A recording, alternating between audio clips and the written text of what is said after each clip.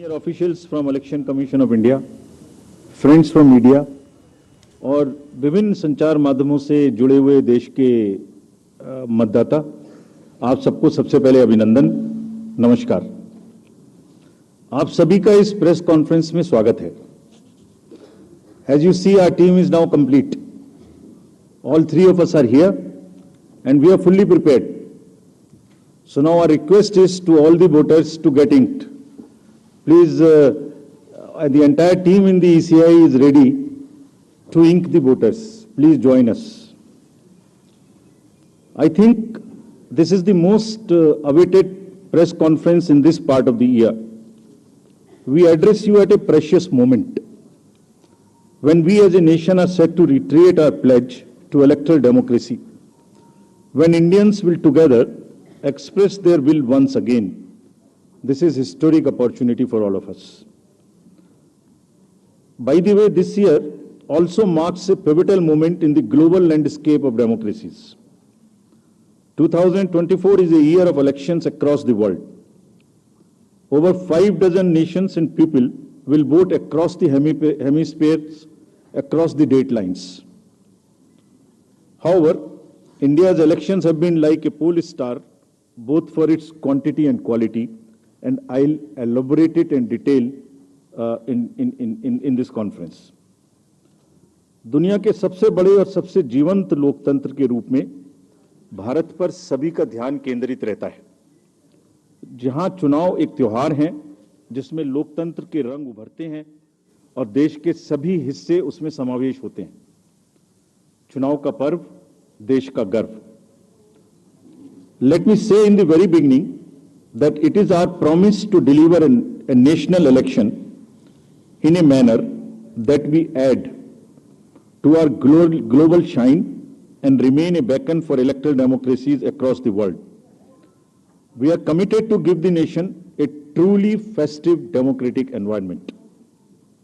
Friends, the term of 17th Lok Sabha is due to expire on 16th June 24.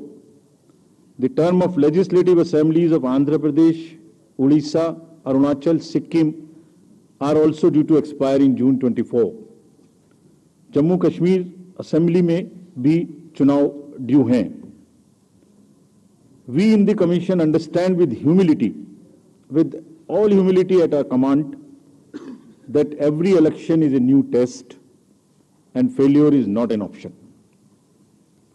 The entire election machinery has been trained on all aspects of election management.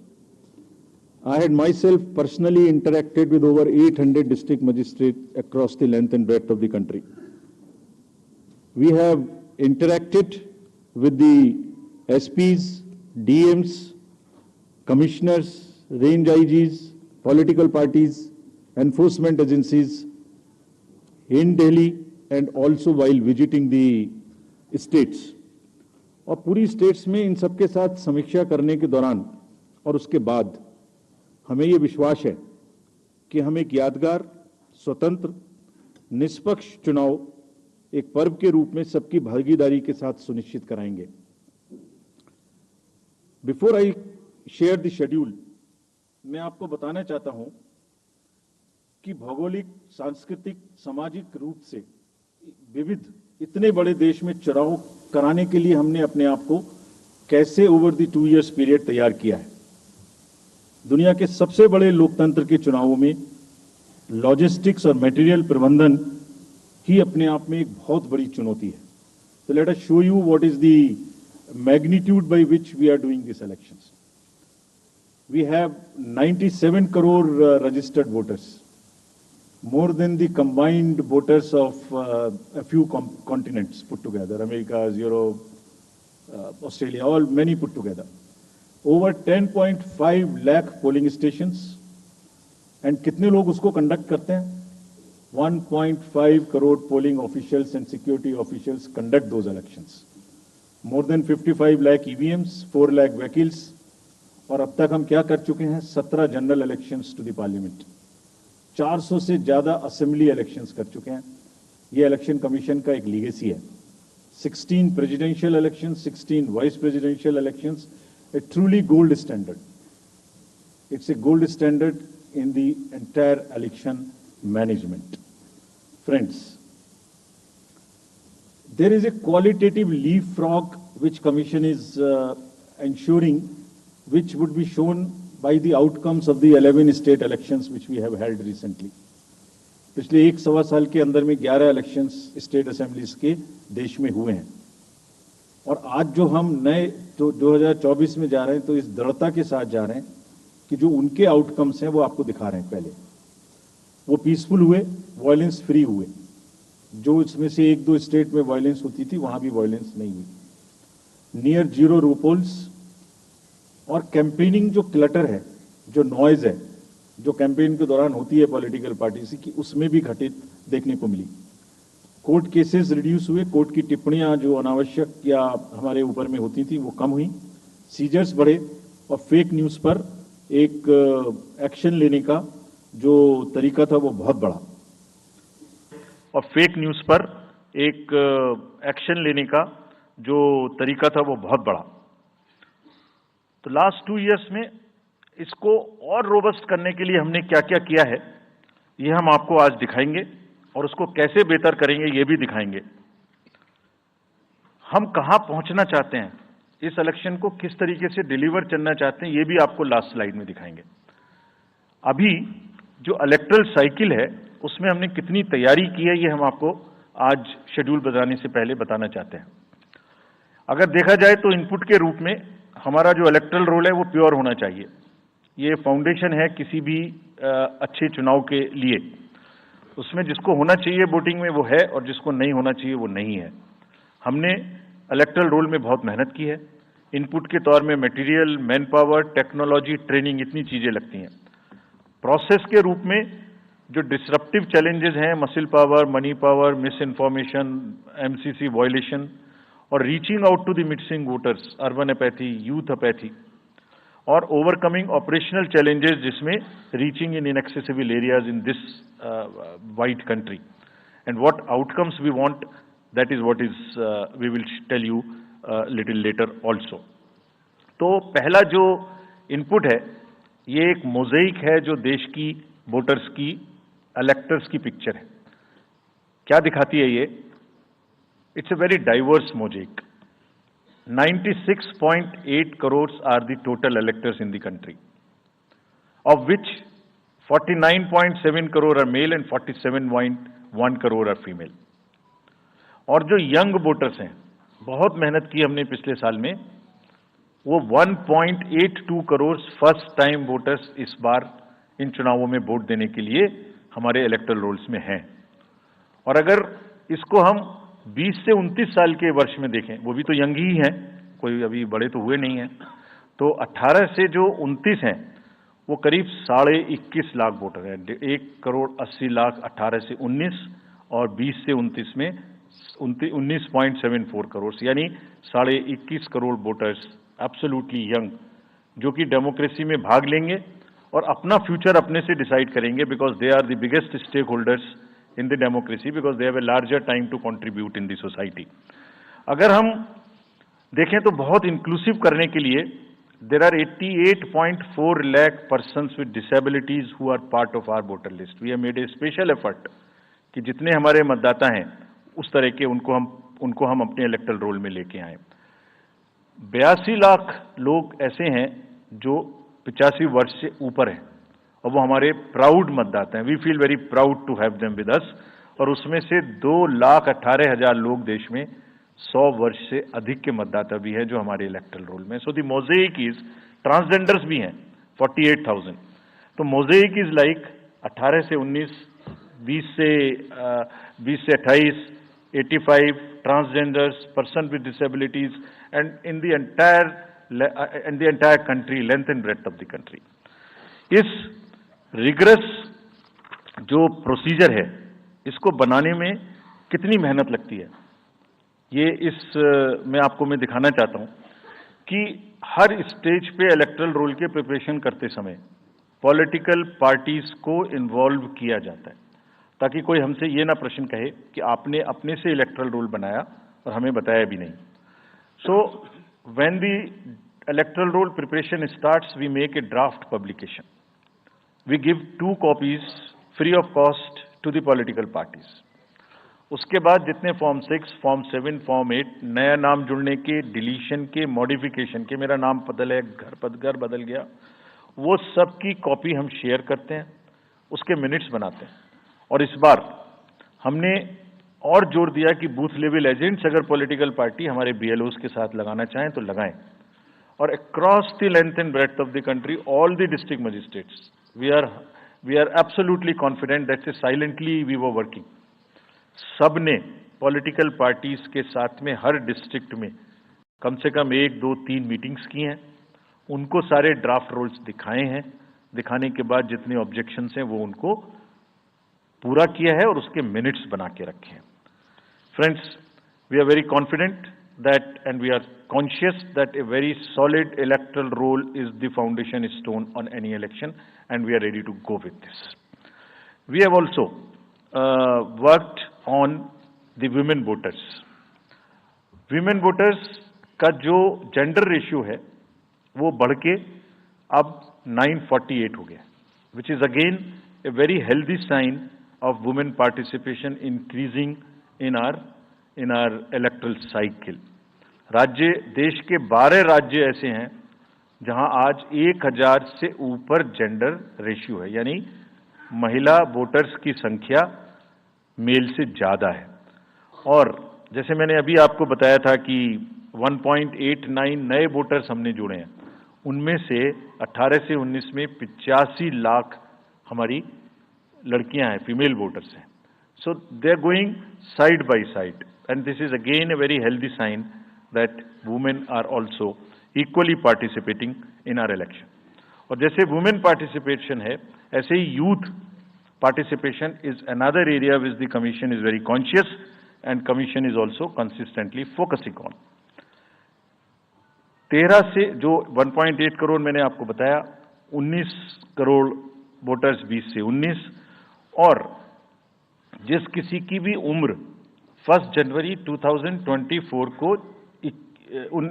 को 18 साल नहीं हुई थी, उसका भी नाम हमने एडवांस में एप्लीकेशन में लिया, जो 2024 के किसी भी समय में जिनकी उम्र 18 साल होने वाली है।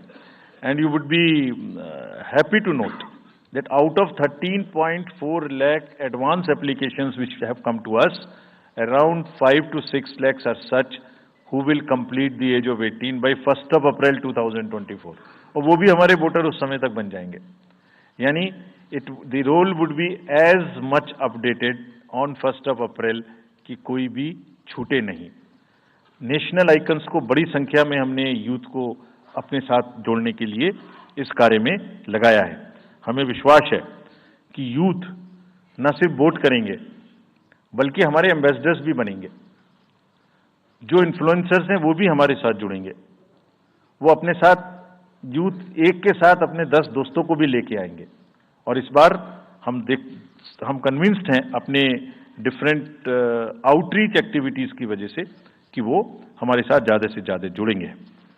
फ्रेंड्स, जब हम वोटर्स को अपने बूथ पे बुला रहे हैं तो हमारी ये भी ड्यूटी बनती है कि हम अपने बूथ को बहुत अच्छे से उनके लिए तैयार करके रखें। कैसे तैयार करें?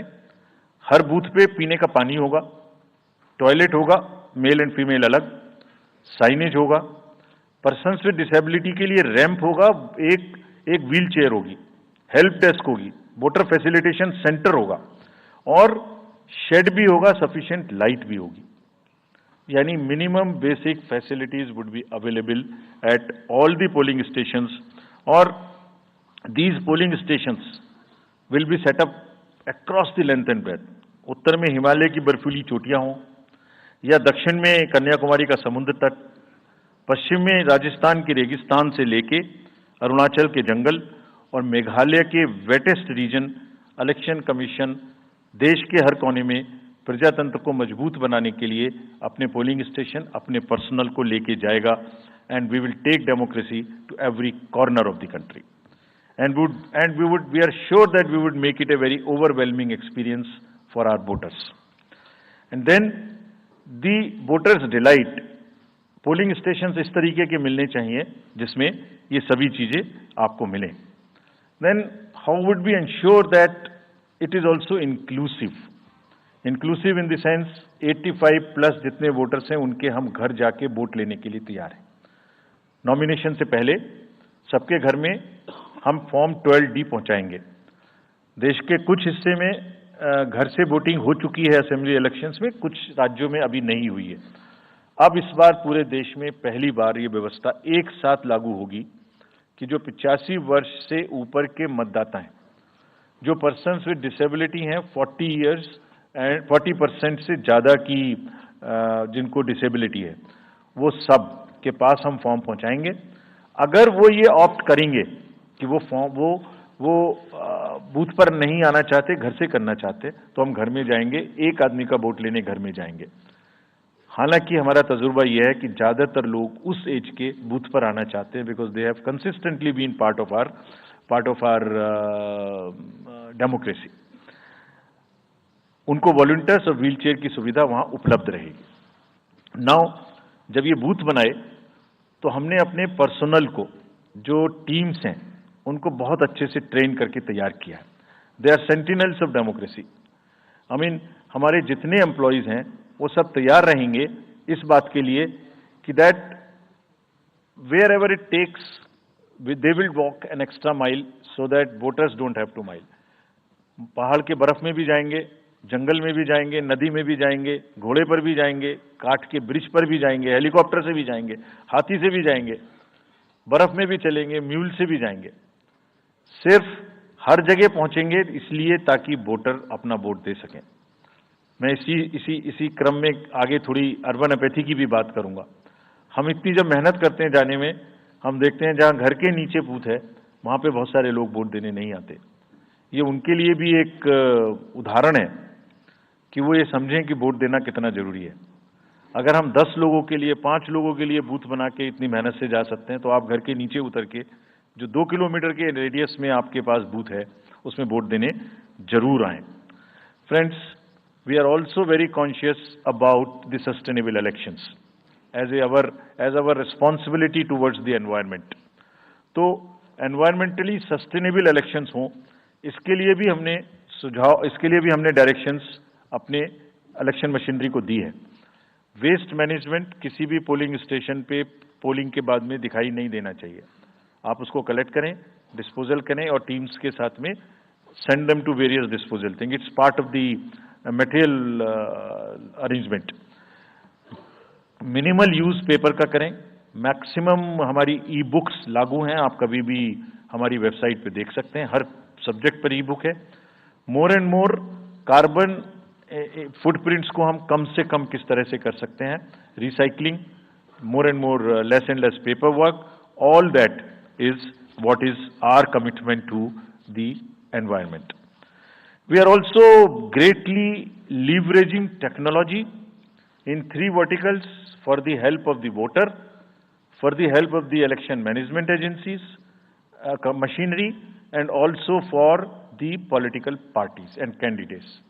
कोई भी वोटर पूरे देश में उसका एपिक नंबर से बूथ कहाँ है उसका एपिक डाउनलोड करना है। If he has a mobile number seeded, he can download his और हर मोबाइल। कोई भी बीएलओ के बारे में कोई जानकारी लेनी है, one can go to the voter helpline app. You can know about what kind of a candidate you have in your constituency who are contesting. So there is an application called Know Your Candidate. तो उस candidate की कोई criminal background तो नहीं है, उसके खिलाफ में केसेस तो नहीं है, उनके क्या असेट्स हैं, क्या लायबिलिटीज हैं, ये सारी चीजें केवाईसी के एप्लीकेशन में वोटर्स को देखने का अधिकार है, उनको मिलेंगी। और जिस किसी का भी क्रिमिनल रिकॉर्ड है किसी भी कैंडिडेट का, उसको 3 बार न्यूज़पेपर्स में देना पड़ेगा, टीवी में देना पड़ेगा, और पॉलिटिकल पार्टी को भी ये बताना पड़ेगा कि आपको उस कॉन्स्टिट्यूएंसी में क्रिमिनल कैंडिडेट बैकग्राउंड के खड़ा करना पड़ा, तो बाकी क्यों नहीं मिला। आप बताइए, what is the basis of the selection of a candidate who has a criminal background. Then in order to clean up the entire system, we want to use the technology with the help of the citizens. Citizens, be please vigilant. So C-Vigil app में कोई भी शिकायत अगर किसी citizens को, किसी voter को करनी है, कहीं पर भी कहीं पर भी कोई पैसा बांटने का केस है, फ्रीबी बांटने का केस है, एक्सेस कैंपेनिंग का केस है, जस्ट टेक ए फोटो और type text, send it to us, we will capture your longitude and latitude ourselves. आप कहाँ पर खड़े हैं ये हम अपने से आपकी मोबाइल की लोकेशन से समझ लेंगे और आपको 100 मिनट के अंदर अपनी टीम भेजकर जो आपकी शिकायत है उसका निराकरण हम आपको करने देंगे। फ्रेंड्स, इस सारी चीज को करने में हमारे सामने कुछ चैलेंजेस भी हैं। मैं आज आपके सामने उन चैलेंजेस की भी चर्चा करना चाहता हूं और ये भी बताना चाहता हूं कि इसको हम कैसे ठीक करेंगे। तो मेनली 4 चैलेंजेस हमारे पास हैं, 4 M's: muscle, money, miss information and MCC violations. Essentially 4 किस्म के ब्रॉड जो हमारे प्रोसेस हैं और इसी के संदर्भ में पूरा जो प्रोसेस अब आज से शुरू होगा और जब तक चुनाव खत्म होगा तो इलेक्शन कमीशन का अधिकांश समय इन्हीं 4 चीजों में लगने वाला है कि how to control muscle power, how to control money power, how to control the menace of misinformation and how to control the violations which are done or at least to be done under MCC. So coming to the muscle power को control करने के लिए adequate number of CAPF would be deployed.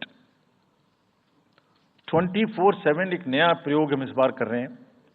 We are establishing, हम बिल्कुल determined हैं इस बार muscle power को कम करने के लिए। चुनावों में हिंसा का कोई स्थान होना नहीं चाहिए और ब्लड बाथ बिल्कुल नहीं होना चाहिए।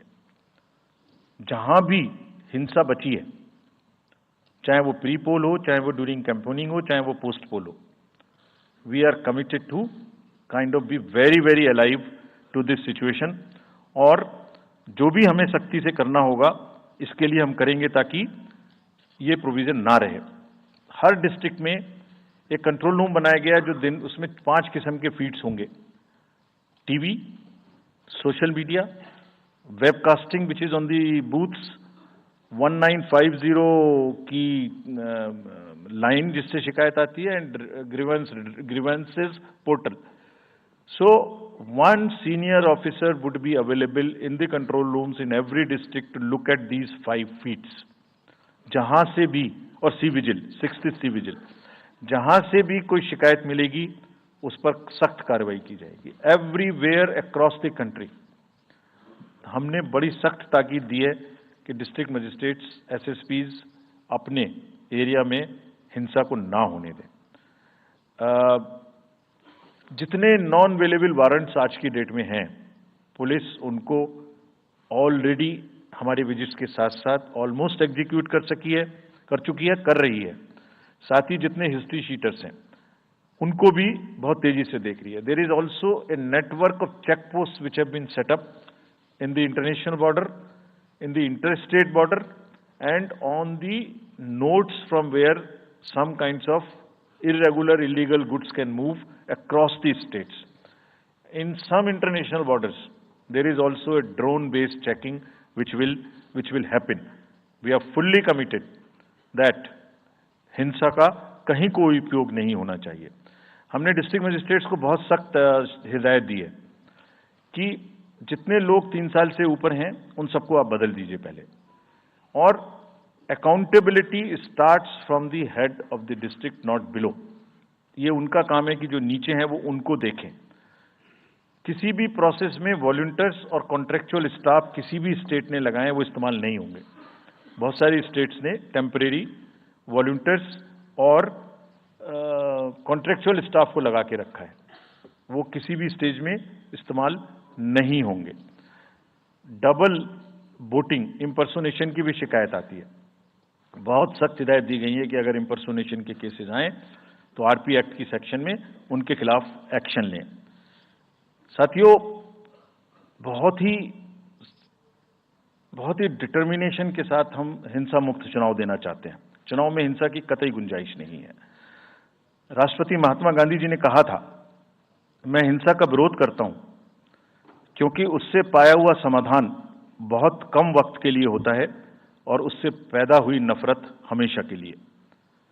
Only peace is everlasting, violence doesn't solve anything. we will request everyone, all political parties, all candidates, that they must be very cautious of this point. We'll be ruthless if anywhere the violence happens. Similarly, coming to the money, आप जानते हैं, मैंने पहले भी आपको दिखाया है कि पिछले जो 11 इलेक्शंस हुए हैं स्टेट में, राज्यों में, और उसी की वजह से ये कन्विक्शन है जिससे हम आपसे उसके बारे में बात कर रहे हैं. We are talking to you from the strength of our outcomes. 3400 crore रुपए के करीब का कैश मूवमेंट को रेस्ट्रिक्ट किया गया 11 इलेक्शन में. एवरी स्टेट, राजस्थान, तेलंगाना, मध्य प्रदेश, नागालैंड, गुजरात, हिमाचल, मिजोरम, त्रिपुरा, छत्तीसगढ़, हर स्टेट में उससे पहले इलेक्शन में जो भी हुआ था उससे 200, 400, 500, 700% की वृद्धि हुई. Total 3400 crore is around 835% higher. ये जो धन बल का जो उपयोग है, जो धन का उपयोग है, जैसे बल का उपयोग कुछ राज्यों में ज्यादा है, ऐसी धन का उपयोग भी कुछ राज्यों में ज्यादा है. हम इस बात से भी बहुत वाकिफ हैं. We are aware fully that there are differential vulnerabilities in each state. Some states have more violence, some states have more money, some states are more kind of a geographical problems. So whichever problem pertains to a particular state, based on this differential analysis, we would be having a differential level of treatment for that state. Misuse of money हम नहीं होने देंगे. इसके लिए भी हमने enforcement agencies को, सब स्टेट्स में एनफोर्समेंट एजेंसीज के साथ बैठक की है. दिल्ली में हम सब हेड्स ऑफ द एजेंसीज के साथ फिर से बैठक करने वाले हैं आज के बाद तुरंत. क्या कहा है उनको हमने कहा है कि जो freebies, liquor, cash, cooker, sari, machines, whatever kind of freebies किस किस स्टेट में बंटने की शिकायतें आती हैं, उसको 100% रोकें. रोकने के लिए एनालिटिक्स बेस्ड कार्य करें. सो whom have we directed? GST, excise, state police, all agencies, income tax, customs, coast guards, BSF, SSB, border से जहां से भी जिसके नारकोटिक्स और जहां से भी फ्री भी आने की संभावना हो सकती है. GST would be doing the e-way bill based analytics to see if there is a trend of spurt in the demand for the FMCG in certain areas. Banks would look at if there is a spurt in demand of the cash in the chests. So, National NPCIL will look at if there is a spurt in demand for the payments from the wallets. Digital payment से तो पैसा नहीं जा रहा है. एक दो state में ऐसा भी देखने में आया था कि आप अपने वैलेट के थ्रू किसी को भी पैसे ट्रांसफर करते रहिए, 2,000, 1,000 रुपये. All that we will be looking at. Banks would be sending almost daily report of the suspicious transactions which they have. All airports in the country would be checked regularly by the dedicated teams of income tax for any kind of movement through the air strips. और जहां जिन राज्यों में air strips commercial के अतिरिक्त हैं, जहां helicopters land कर सकते हैं, we have asked and we have got actually the Bureau of Civil Aviation of Security to issue detailed instructions कि जिस किसी क्षेत्र में हेलीकॉप्टर या चार्टर्ड फ्लाइट उतरेगी, वहां जो भी सामान उसके अंदर में उसकी as per the directions, as per the instructions and guidelines of the BCS, almost equal to the commercial airports, checking होगी. Railways, RPF, GRP, both will be simultaneously, continuously looking at. Roads. So, cash और money जो भी धन बल का दुरुपयोग करना चाहेंगे, political finance in any case is a thing which is in news these days. So this is our effort to add to that thing so that there are much more cleaner elections. Coming to the third M, which is the misinformation. This also troubles us a lot during the elections.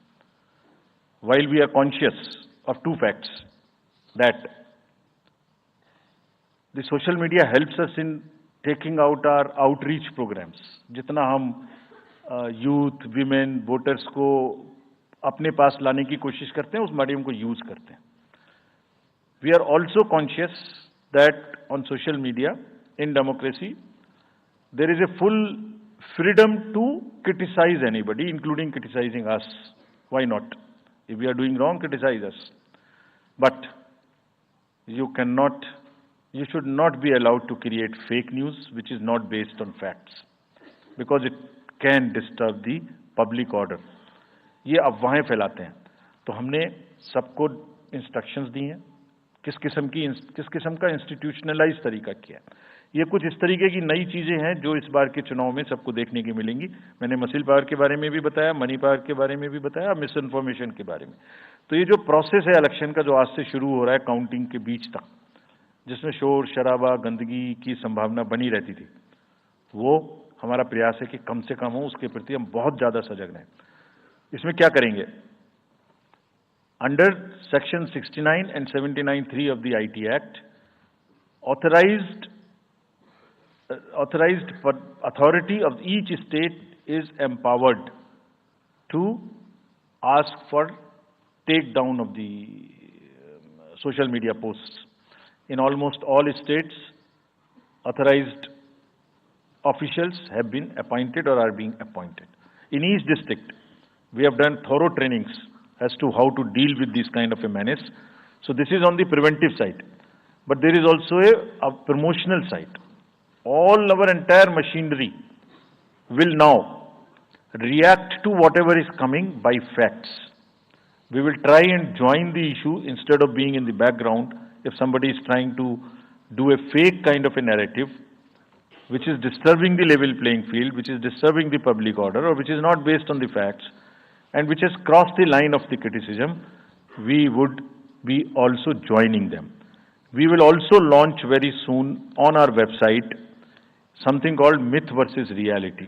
This is going to be live very soon. Means ये myth फैलाया जा रहा है, ये उसकी reality है. हम अपनी तरफ से आगे बढ़ के आपको एजुकेट करेंगे कि ये उसकी रियलिटी है. और सोशल मीडिया के बारे में आप सबसे भी एक अपील है कि थोड़ा देख लें. मतलब जो आया उसको आगे नहीं करना चाहिए. इसमें एक बहुत बड़ा झूठ का बाजार भी है. मैं इसके बारे में सोच रहा था तो मैंने कुछ चंद लाइनें लिखी थी जो आपको बताना चाहता हूं. झूठ के बाजार में रौनक तो बहुत है, गोया बुलबुले जैसी तुरंत ही फट जाती है. पकड़ भी लोगे तो क्या हासिल होगा सिवाय धोखे के. तो उसको थोड़ा रोक के देखें, समझ लें आगे बढ़ाने लायक है कि नहीं है, ना बढ़ाएं. Now friends, the last problem. चुनाव के दौरान हमारे सामने एक और बहुत बड़ी समस्या है, और वो समस्या है चुनावी प्रक्रिया का, पॉलिटिकल डिस्कोर्स का घटता हुआ स्तर, जिसमें as we call it, it's a plummeting level of the political discourse. अगर हमने सब पॉलिटिकल पार्टीज को बहुत स्ट्रांग एडवाइजरी इशू की हैं. आप पूछेंगे कि एडवाइजरी तो दी, उसके बाद एक्शन क्या होगा, उसका भी जवाब मैं आपको दूंगा. एडवाइजरी इशू की हैं, जो भी पिछले 11-12 इलेक्शंस में, एक्चुअली जो पिछले 5 साल में जितने भी एमसीसी के वायलेशंस होते रहे, उसको हमने इकट्ठा करके एक फाइनल एडवाइजरी दी है before the 24. So this is how we have set our grounds, and what we have done in that, we have set, we are putting political parties on notice. Means we have asked political parties to give copy of our guidelines to each star campaigner. Political parties के जितने भी बड़े नेतागण, star campaigners हैं जो campaigning करेंगे, उनके व्यक्तिगत नोटिस में हमारी गाइडलाइंस ले आइए. ये जिम्मेदारी हमने पॉलिटिकल पार्टीज को दी है. So now what is happening, we have put them on notice and we will presume knowledge of the guidelines. These are the two fundamental changes which we have made silently. People were asking, you issued so many notices last time, did nothing. You left it at that. That was a moral censor. Now we will go beyond. We will go beyond, and here we have said we will also look at the past. We will also look at the history. We might look at a calibrated approach dealing with the MCC violations, which may be, जो MCC violations किस प्रकार की हो सकती हैं. I mean, statements which inspire, which should inspire rather than divide. Issue-based campaign हो, hate speeches, religious speeches, private life का criticism is what is absolutely avoidable. People should be refraining from giving unverified and misleading advertisements or masquerading as an advertisement as a news. इसमें हमने editors को भी advisory issue की है. वो एक newspaper में बड़ा बड़ा ऊपर में छप जाता है कि इसकी लहर और उसकी लहर. अगर ऐसा है तो साफ साफ लिखें कि ये एडवर्टाइजमेंट है. Let it not pass through advertisement. We have issued these advisories. Now the time is during this election to go beyond advisories, take concrete action, for which in the advisories there are relevant sections of the acts which are also inbuilt. So notice is there, knowledge is there, sections are there. So please, our request is कि campaigning के दौरान please don't try to cross the red line. ये वैसे भी इसलिए जरूरी है that in this digital world जो भी एक बार मुंह से निकलता है उसका रिकॉर्ड तो 100 साल तक के लिए पैदा हो गया, वो बार बार चलता रहता है. So please avoid creating digital memory of bad words which are coming from your mouth. Please be civilised during the election. This is what is our advice. और एक बार जब लड़ाई झगड़ा होता है ना तो प्रेम का धागा टूट जाता है, और जब प्रेम का धागा टूट गया तो बड़ी मुश्किल होती है. रहीम ने कहा था, रहीमन धागा प्रेम का मत तोड़ो चिटकाए, टूटे से फिर ना मिले, मिले गांठ पड़ जाए. तो क्यों ऐसी गांठ बांधनी है? थोड़ा प्यार मोहब्बत से कैंपेनिंग करें, शोर शराबा कम हो. फ्रेंड्स, पॉलिटिकल पार्टीज को और भी बहुत सारी स्ट्रीमलाइन करने के लिए उनकी एक्टिविटीज को हमने कदम उठाए हैं. ये मैं पिक्चर आपको इसलिए दिखा रहा हूं कि हर फील्ड के अंदर में we are ready that how we would control this. क्या किया है?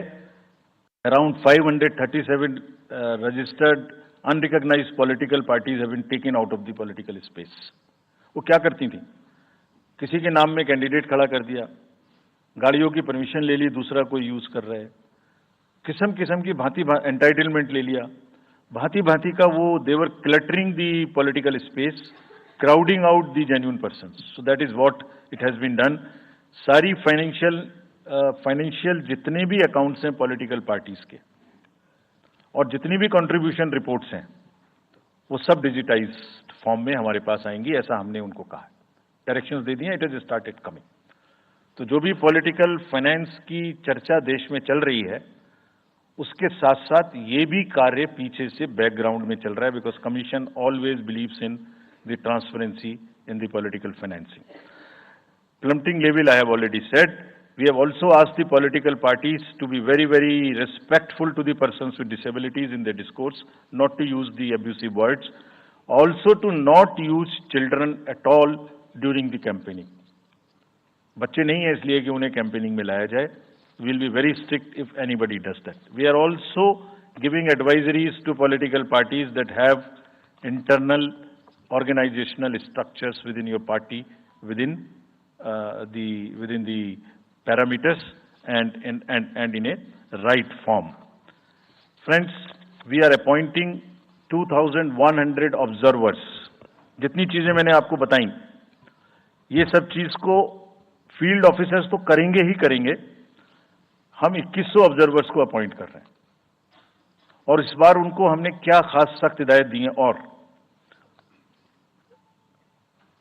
जो भी डीओज लेवल प्लेइंग फील्ड प्रोवाइड कर रहे हैं कि नहीं कर रहे हैं वो स्पेसिफिकली इसको देखेंगे. Inducement and coercion, intimidation free election हो, इस पर स्पेसिफिकली नजर रखेंगे, हमें रिपोर्ट करेंगे. फोर्स जितनी भी जा रही है किसी भी राज्य में उसका डिप्लॉयमेंट रैंडमाइज्ड हो. ऐसा नहीं कि उस फोर्स को कहीं बैठा दिया, काम नहीं कर रही, या कहीं दूसरी जगह भेज दिया जहां जरूरत नहीं है. They will be randomizing the force.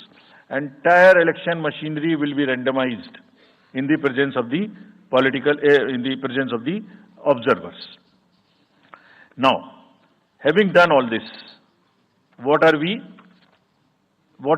जैसे मैंने पहली स्लाइड में बताया था, तो what are we expecting, हमारे इलेक्शंस कैसे होंगे.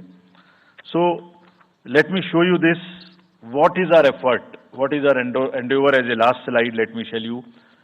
There are reduced repolls, that is what we are endeavoring. Zero violence, that's what we are endeavoring. No inducements, इस पे कार्य हो. फेक न्यूज कर्व की जाए. कैंपेनिंग क्लटर और बदमिजाजी कम हो और लोगों का पार्टिसिपेशन बढ़े. जो 67% पार्टिसिपेशन था वो बढ़ के अधिक से अधिक पहुंचे. With this I would like to in the end appeal to the voters that elections belong to you. बहुत मेहनत की है हमने 2 साल में, आगे भी करेंगे, लेकिन दामोदर अब आपके हाथ में है. We are handing over the baton to you. Please come and vote. Political अपने जितने भी हमारे चुनाव कराने कर्मी जाएंगे उनसे मैं फिर से एक बार अपील करना चाहता हूं, वो आज सुन रहे होंगे कहीं ना कहीं, कि लेवल प्लेइंग फील्ड प्रोवाइड करना उनका परम धर्म है. इसमें से कतई भी कोताही ना बरतें. उनको बताया गया है, इंस्ट्रक्शंस दी गई हैं. अगर बरतेंगे तो will be ruthless in dealing, because majority ऐसा नहीं करती. अगर 1-2 करेगा तो उसकी वजह से हम अपने इलेक्शंस को बदनाम नहीं होने देंगे. Will be ruthless. And lastly my appeal to the political parties again. We are very committed for ethical political discourse.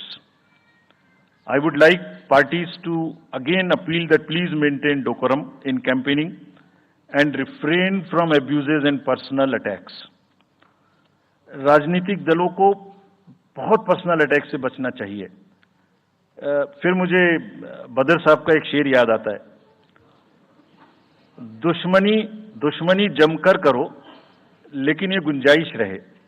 दुश्मनी जम के करो लेकिन ये गुंजाइश रहे, जब कभी हम दोस्त हो जाएं तो शर्मिंदा ना हो. और वैसे भी आजकल जल्दी जल्दी दोस्त बनना और जल्दी जल्दी दुश्मन बनने की प्रक्रिया थोड़ी ज्यादा चल रही है. तो पार्टीज कम से कम ऐसा ना गंदा बोलें कि वो एक दूसरे के दुश्मन बन जाएं और फिर कुछ ना हो सके. With this I would once again thank all the press media who have come here very sincerely. This is what I have seen in now 3.5 years. You are our natural allies, you are eyes and ears. हमारा कोई criticism होता है आप करते हैं, हम अपनी बात कहते हैं आप करते हैं. आप ही के थ्रू हम वोटर्स पे पहुंच सकते हैं. प्लीज वोटर्स तक हमारी बात पहुंचाइए, उनको बाहर निकलवाइए. ये सारी स्लाइड्स, सारा प्रेजेंटेशन आपको अभी तुरंत इसी माध्यम से हमारी वेबसाइट पे मिल जाएगा. Download, use it in your stories. कुछ और चाहिए तो हमें बताइए, हम देंगे. Now I come to the schedule which you were waiting, and I hope I didn't delay it. I have not bored you by what I said. So now we'll be announcing schedule in 3 phases. First, for the by-elections. There are 26 assembly constituencies in the country जहां by-poll होना अभी है due. Bihar, Gujarat, Haryana, Jharkhand, Maharashtra, Tripura, Uttar Pradesh, waste Bengal, Telangana, Himachal Pradesh, Rajasthan, Karnataka, Tamil Nadu. इन सब राज्यों में by elections होना due है. आज तक की जितनी भी वैकेंसी थी बाई इलेक्शंस की, 26 की 26 हम पूरी कर रहे हैं, ताकि हमारे खाते में कोई भी वैकेंसी ना रहे. और ये उसी फेज में होंगी जिस फेज में पार्लियामेंट्री इलेक्शन उस पर्टिकुलर इलाके में हो रहा है. वो कब हो रहा है वो मैं आपको जब फेज आएंगी तो उसमें दिखा दूंगा. But all the 26 assembly constituencies will go to the by-poll so that during this election itself we can complete this entire process. अगर आपने नोट कर लिया हो तो now I come to the assembly elections. साथियों, 4 राज्यों में असेंबली इलेक्शंस जैसे मैंने बताया था जून में खत्म हो रहे हैं. सिक्किम जो 2 जून को with 32 assembly seats, Orissa June 24th June with 147 assembly constituencies, Arunachal Pradesh on 2nd of June with 60 assembly constituencies, Andhra Pradesh On 11th June 24 with 175 assembly constituencies, these are the simultaneous elections to the parliament. They will be held simultaneously. They will also be held in the same phase where the parliament elections will be held. So now, when I tell you the parliamentary elections, then I will tell you. But in case of Andhra Pradesh, the date of issue of Gazette notification would be 18th of April 2024, और date of poll would be 13th May 2024.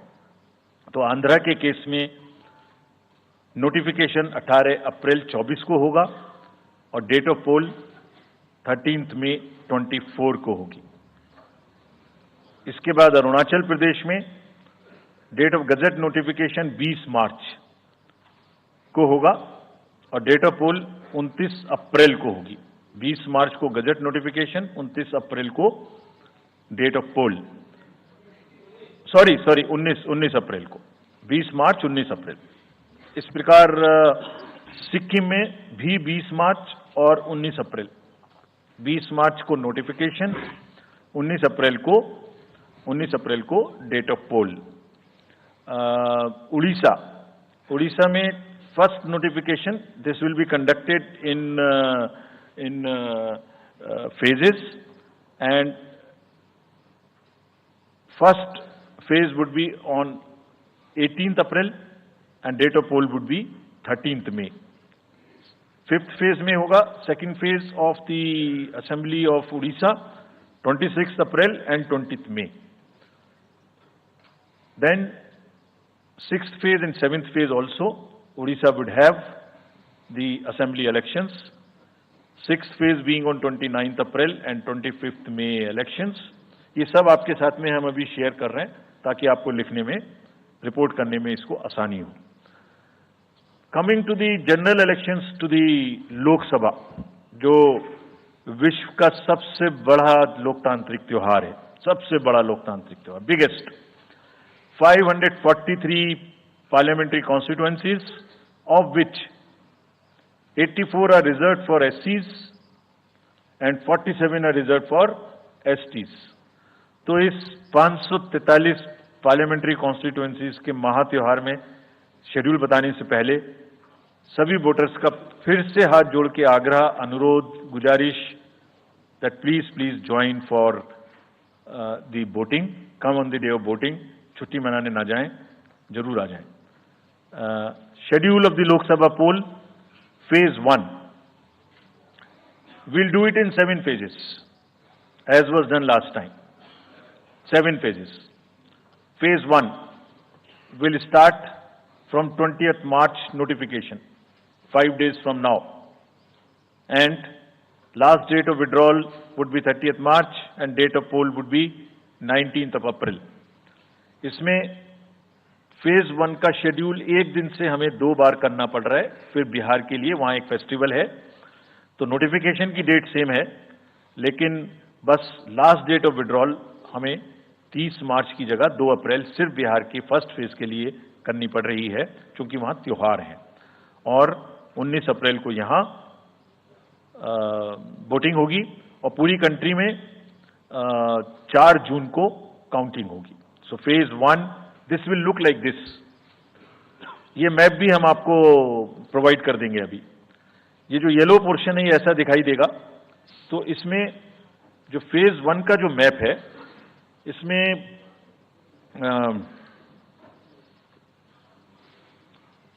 North east, नीचे Tamil Nadu, Rajasthan, centre में छत्तीसगढ़, मध्य प्रदेश और उत्तराखंड, और ऊपर में जम्मू कश्मीर की 1 parliamentary constituency. ये yellow first phase का आपके सामने में मैप है। सेकंड फेज और फर्स्ट फेज में 21 स्टेट्स जाएंगी पोल में। Second phase notification will start on 28th of March and date of poll will be 26th of April. Similarly here, in case of J&K, because of the some holiday, The date of one day would be different, date of security of nomination would be different, but date of gazette notification और date of poll would be common. Phase 1 में 21 राज्य polling में जाएंगे और phase 2 में उसमें से और राज्य जुड़ जाएंगे. सो this is the map which would be phase 2, जिसमें हम नॉर्थ ईस्ट में काफी जगह चुनाव को कंप्लीट करते हुए, तमिलनाडु में कंप्लीट करते हुए, सेकेंड फेज में राजस्थान को भी कंप्लीट करेंगे. Phase 3 would be from 12th of April and date of poll will be 7th of May. इसमें भी टोटल 12 स्टेट्स उस समय में जा रही होंगी और इस फेज में 3 नए राज्य में चुनाव शुरू होगा. इसका मैप कुछ इस तरह से दिखाई देगा. राजस्थान हम कवर कर चुके होंगे, तमिलनाडु कवर कर चुके होंगे, केरला कवर कर चुके होंगे, गुजरात इसमें कवर कर लेंगे, नॉर्थ ईस्ट पूरा कवर कर चुके होंगे और हम नए राज्यों को मिला के 3 इसमें नए राज्य भी जुड़ेंगे. फोर्थ फेज में 18 अप्रैल को गजट नोटिफिकेशन होगा और date of polling would be 13th of May. Date of counting in the entire country would be 4th of June for all by-elections, for the assembly elections, for the parliamentary elections. इसका map कुछ इस तरह का दिखाई देगा. इस समय तक हम इसमें Telangana, Andhra, Orissa would start and by that time, other than that, entire South India would be complete, entire Western India would be complete, North East would be complete. और फिफ्थ फेज 26 अप्रैल से शुरू होगी और 20 मई तक चलेगी. 20 मई तक डेट ऑफ पोल होगी. बीच में नॉमिनेशन, स्क्रूटनी और विड्रॉल की डेट्स रहेंगी. Counting of course is 4th of June. It will look like this, which is in front of you. And phase 5 में 49 constituencies will be going to the poll. Phase 6 में 57 constituencies will go to the poll, starting from the Gazette notification on 29th of April and finishing on 25th of May 2024. इसका map कुछ इस तरह का दिखाई देगा कि मोस्टली यूपी, बिहार, बंगाल, उड़ीसा और साथ में कुछ नॉर्थ का पोर्शन चालू रहेगा. Last phase, 7th phase, notification will be on 7th of May and polling on 1st of June. So last polling would be on 1st of June and counting on 4th. And इस phase में पूरा पंजाब, हरियाणा भी शामिल रहेगा, Bengal, Bihar, Orissa. This is how the map will look. Yellow denotes the first phase and accordingly the legends are given. We will share this map also with you, ताकि आप इसे अपने साथ रख सकें, इसके हिसाब से देख सकें. ये भी कोशिश की है हमने, और अगर पूरी फेज वाइज हम पिक्चर दें, ये भी एक अच्छी स्नैपशॉट है, जिसमें फेज 1 में 102 कॉन्स्टिट्यूएंसीज, फेज 2 में 89, फेज 3 में 94, फेज 4 में 96, 49, 57, 57. So we'll start with the 102, the largest, slowly come down and finish northeast, move up from the south and finish the western area. तो इसमें वेदर और हर चीज का ध्यान रखते हुए काफी सोचने के बाद ये शेड्यूल बनाया गया है. विद दिस, जो single phase, single poll date है वो 22 स्टेट में होगी. 2 राज्य 4 बार में जाएंगे, कर्नाटका, राजस्थान, त्रिपुरा, मणिपुर. 3 फेज में 2 जाएंगे, छत्तीसगढ़ एंड असम. 4 फेज में 3 जाएंगे, उड़ीसा, मध्य प्रदेश, झारखंड. 5 फेज में 2 जाएंगे, महाराष्ट्र एंड जम्मू कश्मीर. जम्मू कश्मीर की हर पार्लियामेंट्री कॉन्स्टिट्यूएंसी के लिए 1 फेज होगी. और 7 फेज में 3 जाएंगे, Uttar Pradesh, Bihar and West Bengal. With this friends, I end my address and thank you very much. Thank you, sir, for those detailed remarks. Please hold on. So, you raise your hands, हाथ खड़ा कर दीजिए, माइकर्स आपके पास आएंगे. So we will start with you in the first row. Where are the micers? आप आइए, इनको दे दीजिए जो. Yeah, CC sir will take 4-5 questions at one time. So after that we'll take the next person. Yeah. Sir, मैं मोहित दुबे हूँ news nation से. Sir, मेरा सवाल ये है कि आपने 7 चरणों में मतदान ये करवाया है. बहुत बड़ी चुनौती है क्योंकि दुनिया का सबसे बड़ा लोकतंत्र हिंदुस्तान है. अपोजिशन पार्टियां जो है ये आरोप लगा रही हैं कि 7 चरणों में क्या जरूरत है और इसकी वजह से सत्ताधारी दल को फायदा होता है. और छोटा सा सवाल सर एक और है कि ईवीएम को लेके लगातार अपोजिशन धरना दे रहा है, सवाल उठा रहा है. आप हमेशा ये कहते रहे कि निष्पक्षता के साथ आप मतदान करवाते रहते हैं ईवीएम के माध्यम से, तो उनके सवाल के बारे में आप क्या जवाब देंगे? आप ये जो लाइट जैकेट पहने हैं सेंटर में, इनको दे दीजिए जो. हाँ, yes, just hold on. Sir, मेरा नाम रविंद्र सिंह शोरान है. I would like to ask कि जो इन्वॉल्व थी और जो लीकर सीज किया गया उसमें कितने केसेस रजिस्टर हुए, उसकी डिटेल्स इलेक्शन कमीशन हमारे साथ कभी शेयर करता नहीं है after the election happens.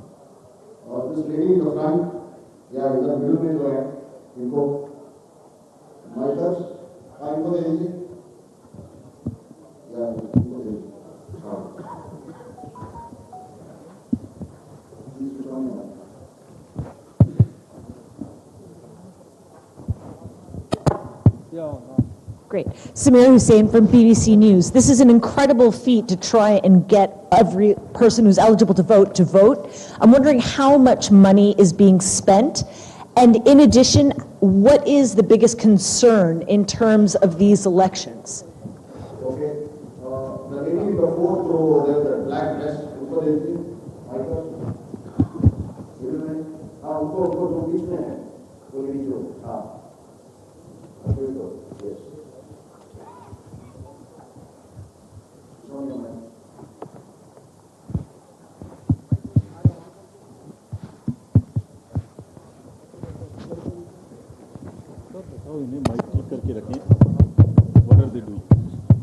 Hi, I'm Ashlyn. You said in your speech that I'm Ashlyn Matthew, National Herald. You had said in your speech that there should be no hate speech. There will be a calibrated approach to code violations.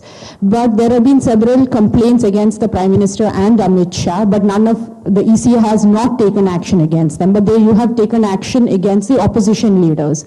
So even if you take a calibrated approach, so won't it be the opposition leaders who get picked up more, who will get notice from you more than the ruling party leaders? Yeah, gentlemen, the second row. Yeah, please. Yeah, mic is live. Hello. Sir, Venkatraman from Dinamala, from Tamil Nadu. Sir, every election you are getting new experience regarding the control of money power. How are you going to control the money power? For example, last election 2019, at Vellore constituency, the candidate Kadir Anand from his place, crores and crores of rupees money has been recovered from it. But what kind of action has been taken against him? And he is going to be the future candidate from the same constituency. Let me first take the answers of these questions of the first round. First question ये था कि 7 phase में election क्यों, और opposition parties का ये आरोप है कि 7 फेज में होने से लेवल प्लेइंग फील्ड डिस्टर्ब होती है, किसी को फायदा होता है. एक बार कभी पूरी कंट्री का भौगोलिक और ज्योग्राफिक इतिहास और ज्योग्राफिक स्थिति को नजर डाल के देखिए. नदी, नाले, बर्फ, पहाड़, जंगल, गर्मी, सिक्योरिटी फोर्सेस का मूवमेंट कभी सोच के देखिए. दे will be moving like within 3 to 4 days between the gap in the phases. They will move, they will walk length and breadth of the country. उनके ऊपर प्रेशर कभी देखिए कितना होता होगा. कभी इलेक्शन मशीनरी की पूरी प्रोसेस, कभी एग्जाम्स, कभी फेस्टिवल्स, होली, रमजान, रामनवमी, पता नहीं क्या क्या फेस्टिवल्स बीच में. जब कैलेंडर पे हम लेके बैठते हैं तो एक डेट फिक्स करते हैं, दूसरे में चली जाती है, दूसरी फिक्स करते हैं, कहीं प्रॉब्लम आ जाती है. हम किसी को फेवर करने के लिए, किसी को नुकसान करने के लिए कोई भी एक्शन नहीं लेते, कोई भी एक्शन नहीं लेते। किसी को ऐसा भ्रम है तो वो गलत है। हम फैक्ट्स पे बात कर सकते हैं। जहां की जो मैंने कहा था, हर राज्य अपने आप में अलग अलग है। किसी राज्य में 1 में भी है, किसी राज्य में 7 में भी है।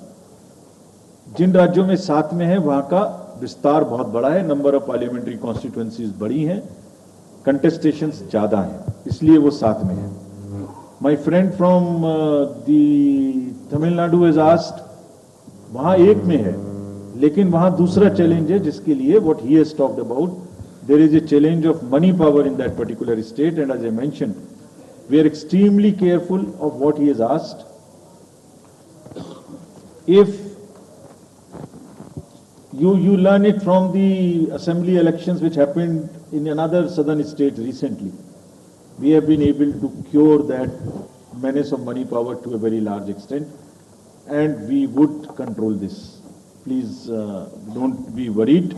Similarly, I'll on the expenditure side take this question from BBC that how much we spend.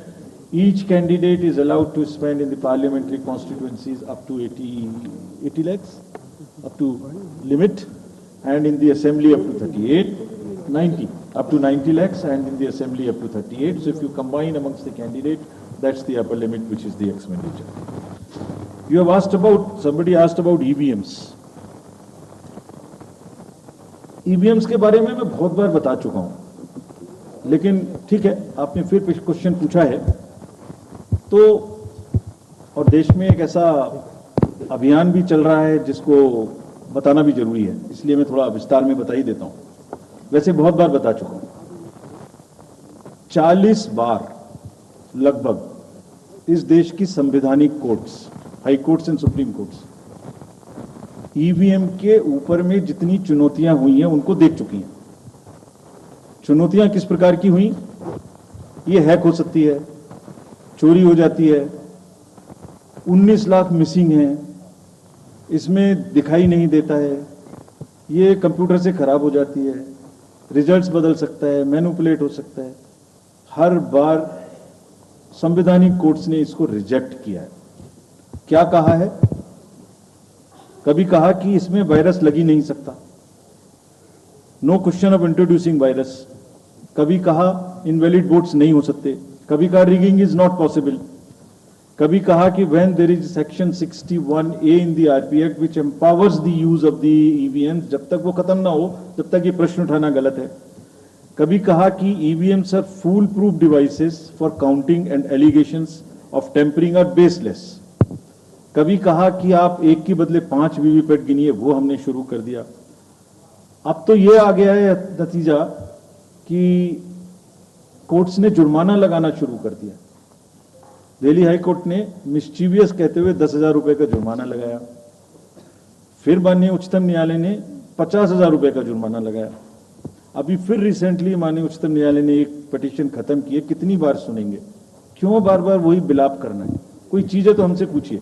Hack नहीं हो सकती, किसी सूरत में नहीं हो सकती, एंड जो परिणाम आते हैं वही प्रमाण है, बार बार परिणाम आते हैं। कोई भी ईवीएम लेके बैठ जाता है सोशल मीडिया पे, वो डिब्बा लेके एक बैठ जाता है, और आजकल एक नया ट्रेंड शुरू हुआ है, वो थोड़ा सा एक्सपर्ट भी बन जाता है।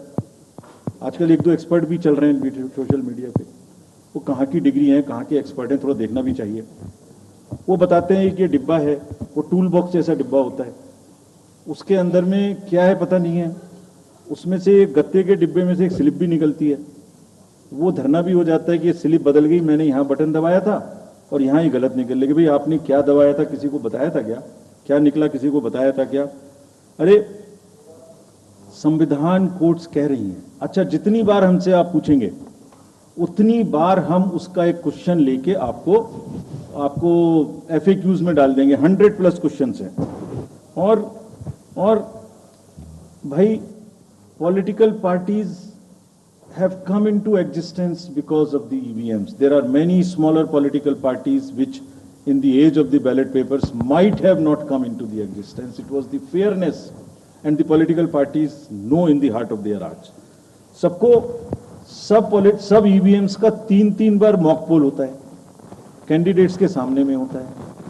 फिर भी अगर कुछ आप किताब लाए हैं, किसी के पास है क्या? एक हमने किताब भी बनाई है, एक जितने लीगल केसेस 40 केस, देखिए these are 40 cases on EVM,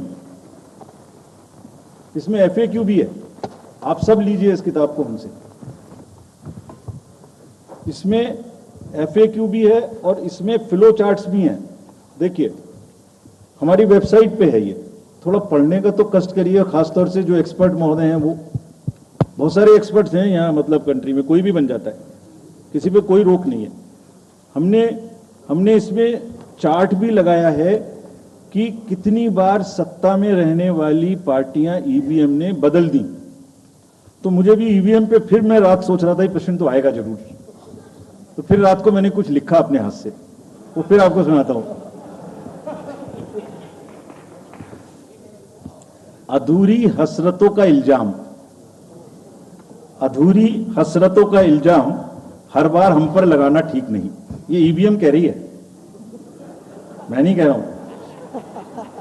अधूरी हसरतों का इल्जाम हर बार हम पे लगाना ठीक नहीं, वफा खुद से नहीं होती, खता ईवीएम की कहते हो। और बाद में गोया जब परिणाम आता है तो उस पर कायम भी नहीं रहते, आप ही के पक्ष में रिजल्ट आ जाता है। ये क्या बात है भाई, कितने दिन? EVMs are 100% safe, 100% sure. We know now in last 2 years again we have done large number of improvements. एक ईवीएम की नंबर जो भी किस बूथ पे जाएगी वो कैंडिडेट को दिया जाएगा, इसलिए इसमें कोई प्रॉब्लम नहीं है। Now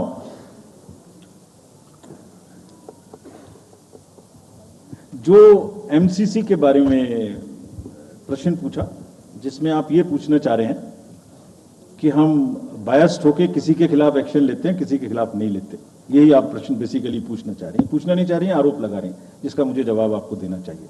correct, very right, you have a question right to ask. आप पिछले 8, 10, 11 इलेक्शंस की सारे आरोप जितने हमारे पास आए हैं वो सबको एक बार पढ़िए, सबको पढ़ने के बाद सबके नोटिसेस देखिए जो हमने दिए हैं, उसमें जहां जहां कोई भी वायलेशन एस्टेब्लिश होता हो उस नोटिस के बाद, जवाब आने के बाद भी हमने, ऐसा नहीं है सब में कार्रवाई की। We are very, as I said, they are kind of a moral censor which we have in the beginning issued. और जिस किसी के भी खिलाफ में अगर कहीं भी कोई केस बनेगा, however high star campaigner he or she may be, we will not sit back, we will take action. Next, sir. We'll take some questions from that side.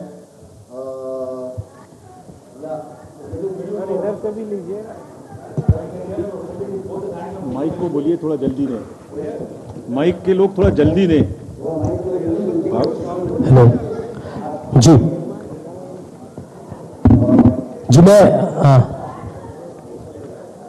मैं आशीष हूँ अमर उजाला डिजिटल से। मेरा सवाल है सर, जो आपने अभी 4M की बात की थी, उसके लिए क्या कोई एडिशनल डिप्लॉयमेंट आपने किया है? अगर किया है तो वो क्या है सर? मैं राजस्थान पत्रिका से नवनीत मिश्रा हूं।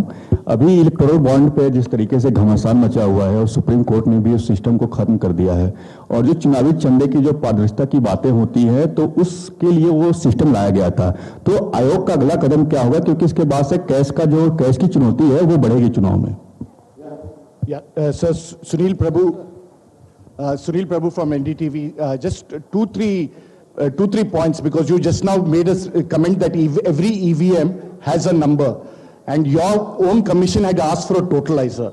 That totalizer has not happened because, if you wanted in the essence a free and fair election, then you should not be identified.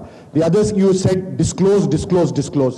In the interest of the general public, and now we can't get from Mr. Arun Goel because he hasn't only cited personal reasons.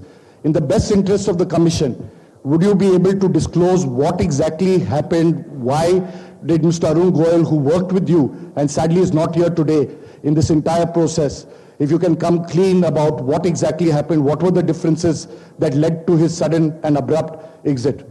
Yes. Sir, मैं रवि त्रिपाठी हूँ, जी news से। मेरा सवाल यह है कि एक तो सीट के नंबर जो सर आपने दिए हैं वो 543 के बजाय 544 हो रहे हैं काउंट करने पर, ऐसा क्यों है? ये एक तो जानकारी। और दूसरा कि मॉडल कोड ऑफ कंडक्ट का जो सवाल खड़ा किया हमारे किसी दोस्त ने कि बार बार विपक्ष ये सवाल खड़ा करता है, तो पिछली बार उन्होंने नाम दिया कि मोदी कोड ऑफ कंडक्ट, जिसमें मोदी के खिलाफ आप सॉफ्ट होते हैं और राहुल गांधी के खिलाफ आप ज्यादा एक्शन लेते हैं। ऐसा क्यों होता है? ऐसा आरोप क्यों लगता है चुनाव आयोग? सर, नीरज हूँ, न्यूज 18 इंडिया से। सर, पहले तो चुनाव आयोग को बहुत बहुत बधाई कि आप लोग पूरी कंप्लीट टीम हो गए दोनों चुनाव आयुक्तों को, और इस बड़ी प्रेस कॉन्फ्रेंस के माध्यम से हम लोग का वास्ता हो रहा है। हमारा सवाल यह है कि ये तो हमें अंदाजा था कि जम्मू और कश्मीर में विधानसभा के चुनाव नहीं होंगे इस बार, लेकिन ऐसा क्यों किया है? हालांकि आपके पास वक्त है, कोर्ट ने भी आपको वक्त दिया है। जम्मू कश्मीर में विधानसभा चुनाव न कराए जाने की क्या वजहें हैं? पहले very Sir, my name is T.N. Ashok. I used to be former editor of PTI. I also write a lot of political articles from New York. So I just wanted to know, I was just following the Federal Election Commission of the US, which publishes on its website the amount of money raised by presidential candidates. Like, say, it has just come out only yesterday. Biden has raised about $106 million. Trump has raised $88 million. Nikki Haley has raised about $48 million. And Vivek Ramaswamy has raised about $24 million. Is it possible for the Election Commission of India to publish such kind of details of not the candidates, but the parties? How much have they raised for the 2024 elections? Now let me answer these questions first. Very critical, very important questions. What are in everybody's discussion during this time, and it is necessary that one clears the stand on that. So first of all, I must congratulate that you have calculated it's 544, not 543. I never guessed that anybody would so quickly calculate this. कि ये 543 seat हैं तो 544 total में कैसे आ गई? एक constituency में 2 बार election होंगे, विच इज इन मणिपुर, तो वो 2 बार काउंट हो रहा है, इसलिए 544 से. So this is the first part of yours. Let me come to Mr. Prabhu. You asked the questions on totalizer. I entirely agree with you that booth wise result मालूम होने से, किस बूथ पर किसने किसको कितना वोट दिया ये जानने से, it's not a best possible situation in the country. We fully agree with this, and therefore we brought totalizer. The totalizer was an instrument कि जैसे एक राउंड में 14 टेबल पर काउंटिंग हो रही है, तो 14 मशीन्स को एक साथ जोड़ दीजिए और 14 का रिजल्ट एक साथ आएगा, तो कम से कम इतना पता नहीं लगेगा. लेकिन महाशय, यहां तो एक ही मशीन के रिजल्ट पे भरोसा नहीं हो रहा. मैं 14 जोड़ दूंगा तो लोग बोलेंगे पता नहीं क्या कर दिया.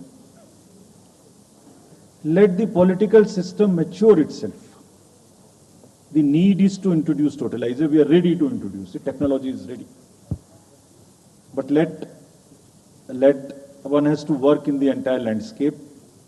Let that be matured further.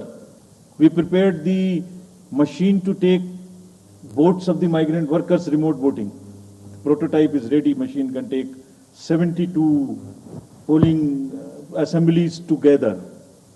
That's a step towards remote voting.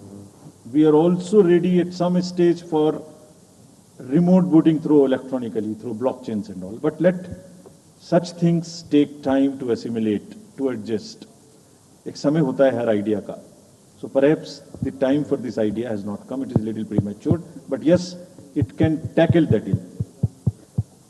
About my friend you asked. Mr. Arun was a very, very distinguished member of our team. And I thoroughly enjoyed working with him all the time. But in every institution, somebody will have to be given the personal space. And I'm sure the personal space should not be touched and one should not be insensitive to ask personal questions. If you had personal reasons, it's fine, you must respect it. In the commission, let me make it clear to everybody. As you said, disclose, disclose, disclose. We also have another principle, participate.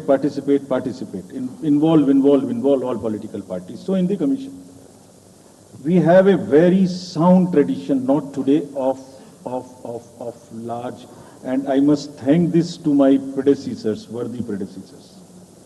Whatever we are today, it is because of them. And that's one tradition in the commission, that dissent within commission is encouraged. Within four walls of ECM, the commission room, which we call, it's a round room, because it's such a complicated exercise in the world, 3 minds are always better than 1. We discuss, we sleep over issues, we take time, we assimilate. And हमेशा एक उसमें कहावत है ना, फिर मुझे याद आ गया वैसे ही, निंदक न्यारे राखिए, आसपास रखने चाहिए जो लोग आपको चैलेंज कर सकें. सो कमीशन में बहुत ट्रेडिशन है, वो हमेशा होता रहा है और होते रहना चाहिए. So that's the answer which I wanted to give you. Jammu Kashmir assembly elections क्यों नहीं हमने कराए, ये आपने एक प्रश्न पूछा. बहुत इंपॉर्टेंट क्वेश्चन है नीरज जी आपका. हम बहुत कॉन्शियस हैं इस बात से और बीच बीच में आरोप भी लगते रहते हैं. हम वहां गए थे तब भी हमसे लोगों ने कहा कि हमें तो सुप्रीम कोर्ट जाना पड़ा आपसे क्या आपको कहलवाने के लिए कि इलेक्शन कराइए, और आप क्यों नहीं कर रहे हैं. तो पहली बात, आपने इतने समय से क्यों नहीं किया. तो पहली बात मैं सबके सामने ये इसको स्पष्ट करना चाहता हूं कि Jammu and Kashmir reorganisation act was passed in 2019. ये सबको विदित है कि 2019 में Jammu Kashmir reorganisation act pass हुआ. उसमें जम्मू कश्मीर की असेंबली में 107 सीटों का प्रावधान किया गया. उस 107 में से 24 सीटें रिजर्व थीं पाक ऑक्यूपाइड जेएंडके की, बची 83 में से 7 रिजर्व थी एससी के लिए और एसटी के लिए कोई रिजर्वेशन नहीं था. राइट.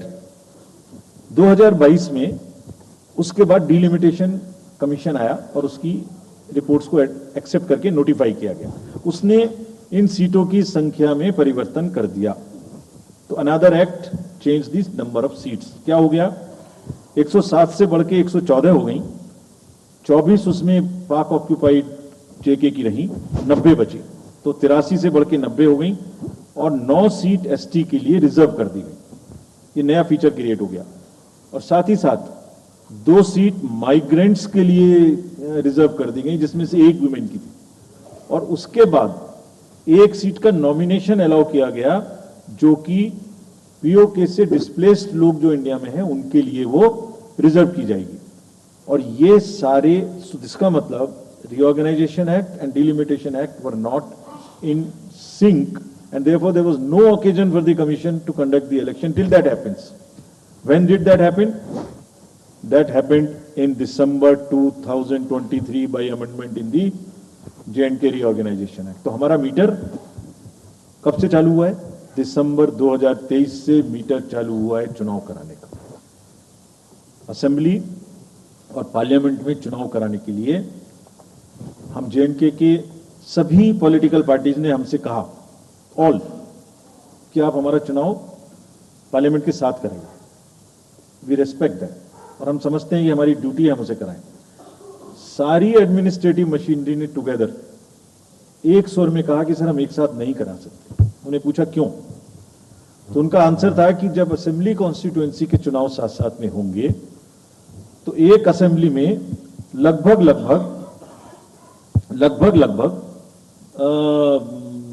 10 से 12 कैंडिडेट खड़े होंगे.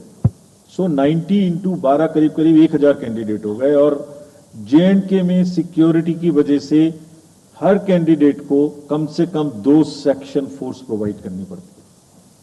2 सेक्शन फोर्स का मतलब हो गया कि हमें करीब 1000 के बीच में 450-500 लोगों की कंपनीज की जरूरत और एक्स्ट्रा पड़ेगी। वो इतने बड़े देश में इस समय में सिक्योरिटी रीजंस में प्रोवाइड नहीं था, बट वी स्टैंड कमिटेड कि हम जैसे ही ये चुनाव खत्म होते हैं उसके तुरंत बाद, क्योंकि फोर्सेस की हमारे पास अवेलेबिलिटी हो जाएगी, हम चुनाव जल्दी से जल्दी वहां कराएंगे।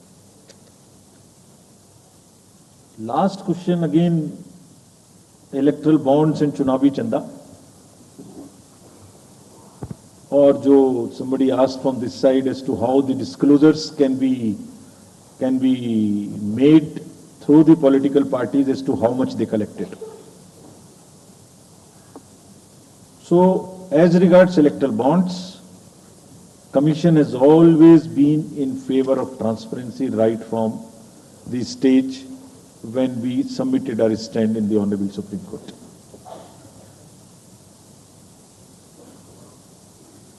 Again, in a democracy, there is no scope for hiding things. Democracy is all about making everybody know, aware, transparency, information. It must be shared. We are all for it. So this is the first part of the entire exercise. It must be known. The country has to now also ask and find solutions to an institutional mechanism where the donor's privacy is also considered, is a point in question. We have made it compulsory for all political parties to make the contributions they are receiving. The answer to this side as to the declarations are made on the donations. Every political party is required to, under the guidelines, to make declaration to us on the contributions they receive. Also in the annual accounts, how much they have collected, how much they have spent. Also, after every election, they are supposed to give us an account of what they spent in that particular election. Supposing assembly election has taken place, we have contested, we have spent so much. And we publish it on the website of the Commission for everybody to know what is happening. And this we have now made digital. But the unaccounted money which is used in the elections, on which during the elections we are very particular to control it, but how do we also control the donations in the unaccounted form is something which the entire nation has to work together. How the donor's privacy is also protected, he is not harassed, how it is channelized, how it is more and more white.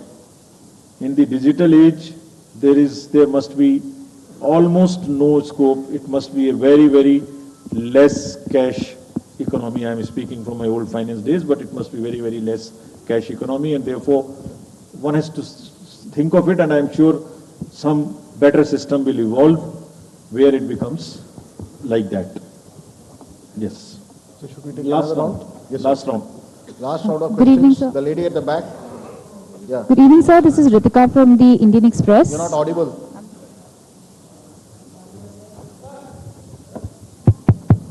Yeah.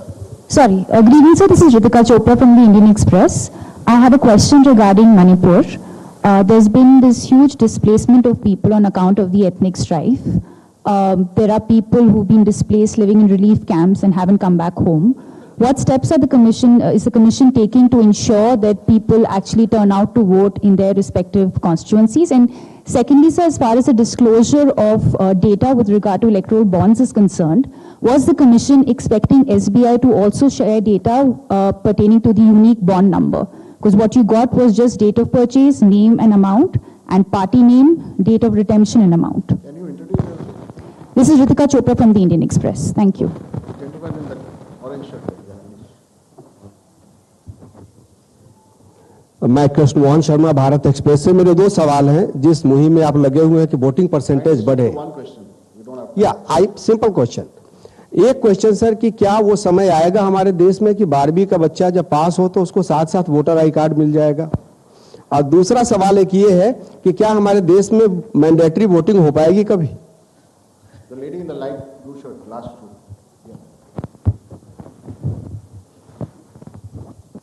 Sir, this side Harsha from Republic TV. I have two questions. First one, opposition parties have accused Election Commission of being biased when it comes to action against hate speeches. While you have said that adequate measures have been taken, but how is it different from the last time? And so second question is precisely about two states, West Bengal and Manipur. Both these states have witnessed immense violence last year. One during Panchayat election and other one with ethnic clashes. How Election Commission is ensuring safe and peaceful election in the booths this time? Okay, the gentleman in the front.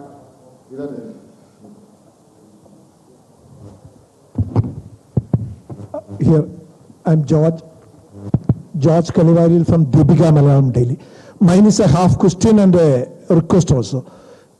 There are, why can't you think of giving, giving ballot vote, voting for journalists who work in other, go for vote reporting. Like me, I lost at least 5 parliament elections because I was covering the elections in the north. My vote is in Kerala. The gentleman in the orange shirt, that's the last question. Last but one row mein. That's the last question.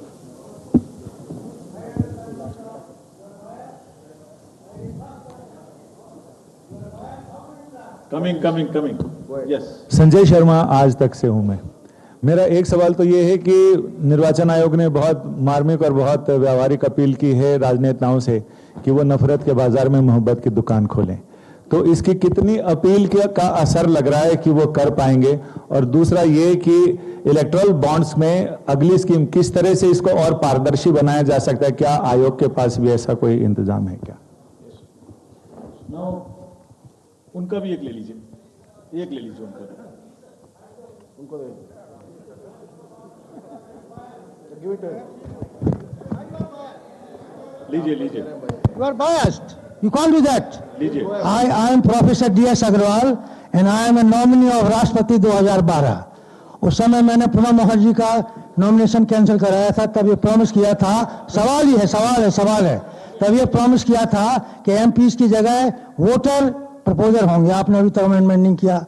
दूसरी बात यह है कि आप जो DM होता है, मैं बनारसी चुनाव लड़ा, उसने 3 बार मेरा इलेक्शन नॉमिनेशन कैंसिल कर दिया बायस्ड, लेकिन मैंने 4थी बार पास कराया। तो डीएम को आप इतनी पावर देंगे कि किसी का भी नॉमिनेशन कैंसिल कर देगा बैलेट को? ये आप अमेंडमेंट करिए और इसमें अमेंडमेंट करिए। और ये जो खड़े होते हैं ऐसे लोग खड़ा मत होने दीजिए कि बायस करते हैं। ऐसे आप नहीं बोल सकते। क्यों नहीं बोलेंगे? नहीं, ऐसे नहीं बोल सकते। ये इस तरीके की चीज आप यहां नहीं बोल सकते। अच्छा, ठीक है। Now let me take these questions.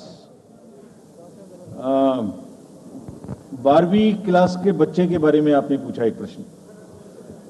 12वीं क्लास के बच्चे को जैसे ही उसकी एज पूरी हो उसको वोटर कार्ड मिल जाए, इसकी तैयारी हम कर रहे हैं। एडवांस एप्लीकेशन लेके ऐसा जरूर होना चाहिए। About Manipur, question was asked about Manipur, what we will do. There are persons who are displaced, who are in the camps. We have drawn a scheme. Which we have notified. That scheme is notified to allow the voters in the camp to vote from the camp. जैसे migrants के लिए JNK में वो scheme है, ऐसे ही यहां पर भी उस स्कीम को लागू किया गया है। And the voters would be allowed in the respective camps from the lower constituency to the higher and higher to the lower. But my appeal to the voters is that let us decide, throw the ballot peacefully by participating in these elections. We'll make the arrangements.